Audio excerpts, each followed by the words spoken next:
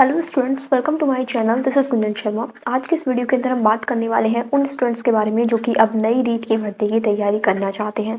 देखो, रीट 2026 की जो बातें चल रही हैं 2026 में हो भी सकती है, बहुत कम चांसेस हैं। 2027 तक ही खिसकना है इसको।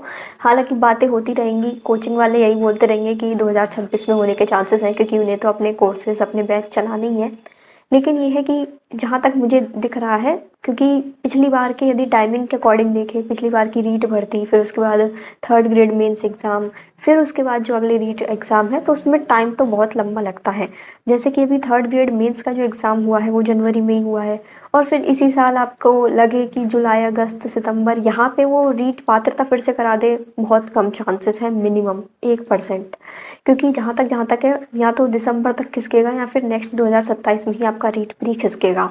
ठीक है। फिर भी जो स्टूडेंट्स नए बीएड वाले हैं, बीएसटीसी वाले हैं, बीए बीएड, बीएससी बीएड, जो भी अगले रीट पात्रता परीक्षा देना चाहते हैं, तैयारी करना चाहते हैं, तो उन लोगों को मैं यही कहूँगी कि पात्रता परीक्षा क्लियर करना बहुत ही आसान है। आप सिर्फ यूट्यूब से पढ़ाई करके भी पात्रता परीक्षा क्लियर कर सकते हैं।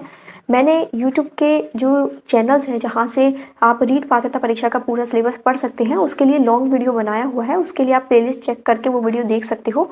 बाकी ये वीडियो एक छोटा सा स्ट्रेटेजी वीडियो है कि आपको कैसे शुरुआत करनी है।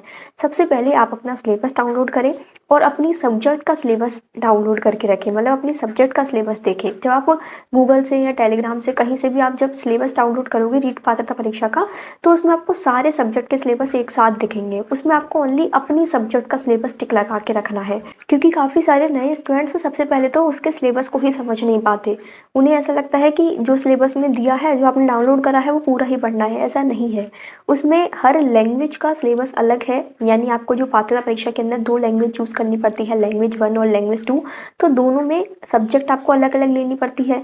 फिर उन सब्जेक्ट के अकॉर्डिंग आपके सिलेबस भी अलग अलग है। ऐसा नहीं है कि किसी ने फर्स्ट में इंग्लिश लिया है और सेकंड में हिंदी, या फिर यदि फर्स्ट में हिंदी लिया है और सेकंड में इंग्लिश, तो उसका सिलेबस सेम होगा, नहीं। लैंग्वेज 1 के सिलेबस के टॉपिक्स अलग हैं, लैंग्वेज 2 के सिलेबस के टॉपिक्स अलग हैं। तो आप जो भी लैंग्वेज चूज़ करें उसके अकॉर्डिंग उसका सिलेबस देख के ही अपनी तैयारी शुरू करिएगा।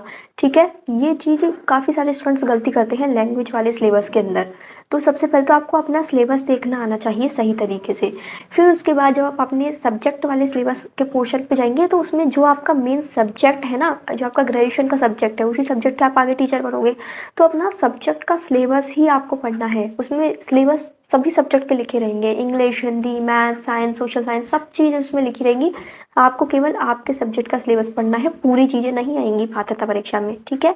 तो एक बार अपना सिलेबस अच्छे से पढ़ें।